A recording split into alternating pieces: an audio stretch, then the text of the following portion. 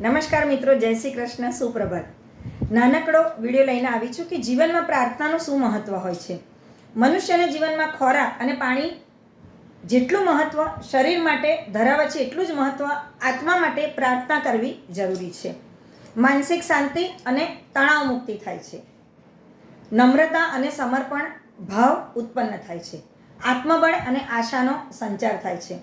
આજની ભાગદોડ અને તણાવભરી જિંદગીમાં માણસને જો થોડો સમય શાંતિથી બેસીને પસાર કરવો હોય તો પ્રાર્થના એના માટે ચોક્કસ મુખ્ય સ્થાન ધરાવે છે.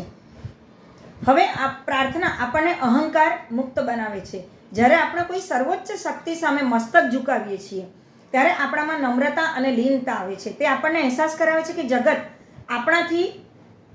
જગતમાં બીજી કોઈ પણ મોટી શક્તિ છે જે સૃષ્ટિનું સંચાલન કરે છે. હવે બીજું કે જીવનમાં જ્યારે મુશ્કેલીઓ આવે છે ત્યારે ચારે તરફ અંધકાર આપણને દેખાય ત્યારે પ્રાર્થના એક આશાનું કિરણ હોય છે, જેનાથી આપણે ભગવાન સાથે સીધું તાદાત્મ્ય સાધીને આપણી મુશ્કેલીઓ રજૂ કરીને એમની સામે એક આશા રાખી કે પ્રભુ મને હિંમત આપ. આપણે પ્રાર્થનામાં આપણે જે કહેવું એ કહી શકીએ છીએ.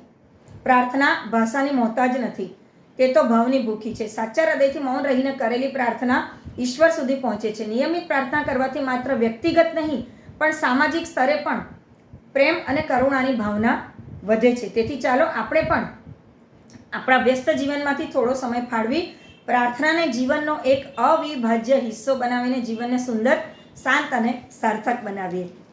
જય શ્રી કૃષ્ણ.